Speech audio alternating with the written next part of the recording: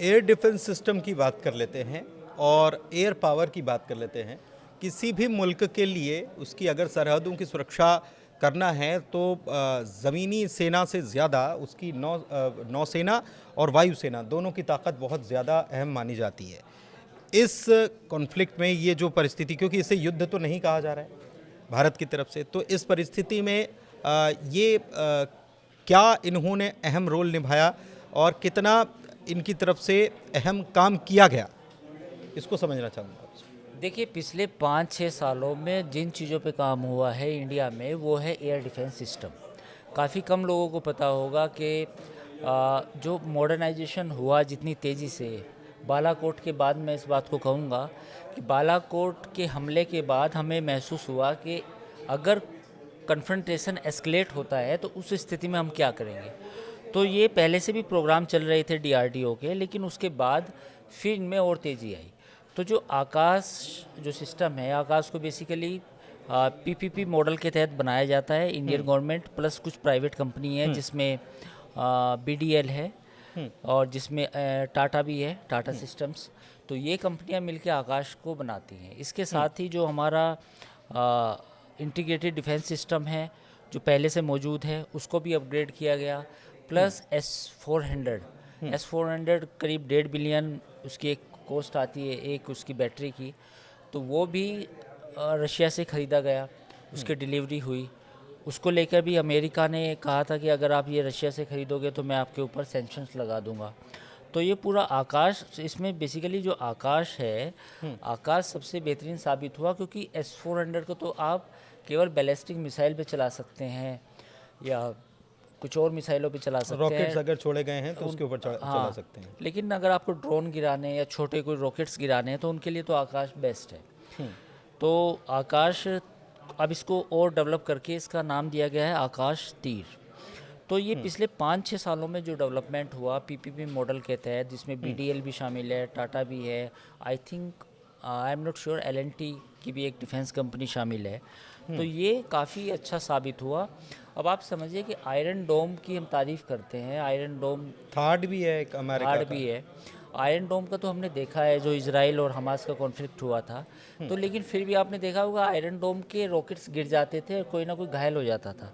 These are the absolute marvelous जो हमारा आकाश था। क्योंकि आप देखिए, किसी भी एक व्यक्ति की मौत नहीं हुई कि उनके सर पे कोई रॉकेट या मिसाइल या कोई ड्रोन गिरा हो। और इसकी जो एक्यूरेसी थी इतनी शानदार रही है, तो मुझे लगता है कि ये हेड्स ऑफ टू डीआरडीओ ने शानदार काम किया है। और ये जितने भी हमारे वैज्ञानिक है, बधाई के पात्र हैं। और पिछले 5-6 सालों में जो एक नई सोच आई इंडियन एयरफोर्स में, that we should have indigenous defence system, उसकी दिशा में हमने जो काम किया, ये उसी का नतीजा है कि आज हमने जो ये पाकिस्तान के साथ एक छोटी सी जो भी जंग लड़ी 2-3 दिनों की, 2.5 दिनों की, इसमें हमने पाकिस्तान को के जितने भी हमले थे सारे नाकाम किए। ये एक बात और है कि ये 71 की बात कर लें, 65 की बात कर लें, 99 की बात कर लें और भी, लेकिन हाल के दिनों में, और ये तो भारत ने शायद पहली बार ये सब देखा होगा कि ये ड्रोन्स आ रहे हैं। ये तो पहली बार हिंदुस्तान ने इस बात से मतलब इससे मुकाबला किया है ऐसी परिस्थिति से। ये अभी बिल्कुल जो आपने सवाल पूछा, इसमें कई लोगों ने, इवन बीबीसी ने आज इसका एक आर्टिकल भी लिखा है कि साउथ एशिया में कैसे ड्रोन की लड़ाई लड़ी गई। ये एक आर्टिकल है, आप सर्च करना गूगल पर। तो इस पे अब तबसरा हो रहा है, इस पे डिस्कशन हो रहा है कि कैसे 2 साउथ एशियन कंट्री जो न्यूक्लियर आर्म्ड भी हैं, वहाँ पर एक ऐसी ड्रोन की लड़ाई लड़ी गई जो काफ़ी अपने आप में हैरान कर देने वाली थी। और जिसमें जो इंडिया की जो परफॉर्मेंस थी वो शानदार थी। उसकी वजह क्या है? क्योंकि जो ड्रोन हमने भेजे पाकिस्तान में, वो कहीं ना कहीं 90-80% उन्होंने हिट किया, और जो पाकिस्तान ने भेजे वो 90% हमने नाकाम किए। तो ये एक अपने आप में केस स्टडी बनती है कि कैसे जो इजराइल हैरान है। मेरे ख्याल से इजराइल की तरफ से भी दुनिया में मेरे ख्याल है ये कोई आपको कोई एग्जांपल नहीं मिलेगा ऐसा कि इतने इधर से ड्रोन भेजे गए हों, उतने इधर से ड्रोन आए हों, और फिर एक कंट्री ने, खासतौर पे इंडिया ने, उनको इंटरसेप्ट किया, उनको डाउन किया, तो इससे क्वाइट आई मीन फेबुलस कोई ऐसा उदाहरण नहीं है। कोई उदाहरण नहीं है। इसके अलावा एयरफोर्स की क्या भूमिका रही? देखिए, एयरफोर्स ने इस बार शानदार काम किया। उसकी एक वजह ये थी कि राफेल हमारे पास था, और पिछले कुछ दिनों में, यानी कि आप ये देखिए कि SU-30 जो रशियन एक फाइटर जेट है, उसको जिस तरीके से DRDO ने अपग्रेड किया, वो अपने आप में एक काबिल तारीफ़ है।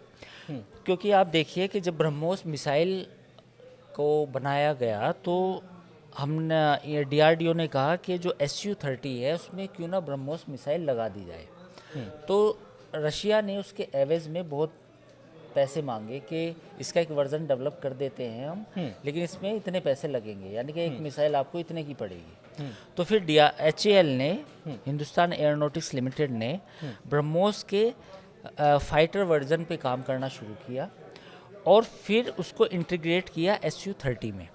तो इस बार जो डेरा रहीम खान पर जो अटैक हुआ, और ये भोलारी एयरबेस पे जो अटैक हुआ पाकिस्तान के, इसमें ब्रह्मोस का इस्तेमाल किया गया। और जो ब्रह्मोस की जो मिसाइल थी ये इंडिजीनियस थी, यानी कि जो इसका एविएशन वर्जन था जो सुखोई में लगाया गया, वो पूरी दुनिया में कहीं और नहीं है।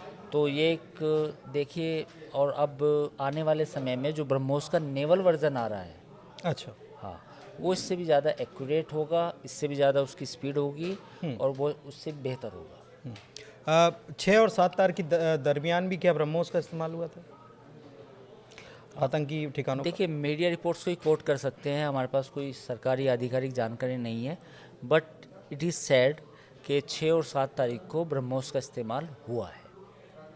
स्काल्प का भी होने की उम्मीद है, हैमर का भी यूज़ होने की उम्मीद है, but we are quite I mean as per media reports को कुछ वेरियस सोर्सेज ने जो कोट किया है कि ब्रह्मोस का इस्तेमाल भी किया गया है।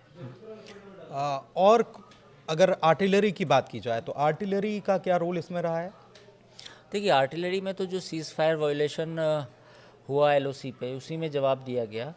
तो हमारी आर्टिलरी तो पहले से भी तैनात थी। पाकिस्तान तो पिछले 10-15 दिन से मूव कर रहा था, बहुत सारे फ़ोटोज़ आ रहे थे सोशल मीडिया पर, तो आपको इंडिया में कोई ऐसे फ़ोटो दिखाई नहीं दिए होंगे या वीडियो नहीं आए होंगे कि अब ये यहाँ से आर्टिलरी की हमारी पूरी यूनिट जा रही है, यहाँ से जा रही है, ऐसा कोई फ़ोटो नहीं था।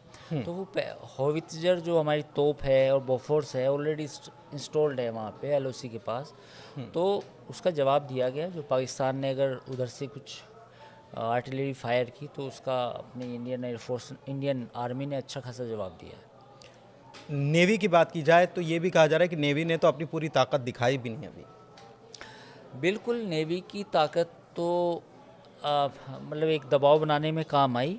हालांकि पाकिस्तान की जो सोशल मीडिया है, जो उन्होंने डिस इन्फॉर्मेशन वॉर चलाया, वो बड़ा ज़बरदस्त था। मतलब इतना झूठा था कि एक के बाद ऐसे ऐसे ट्वीट किए गए, ऐसे ऐसे एक्स पे पोस्ट किए गए, आप उनके सुन के हैरान होंगे।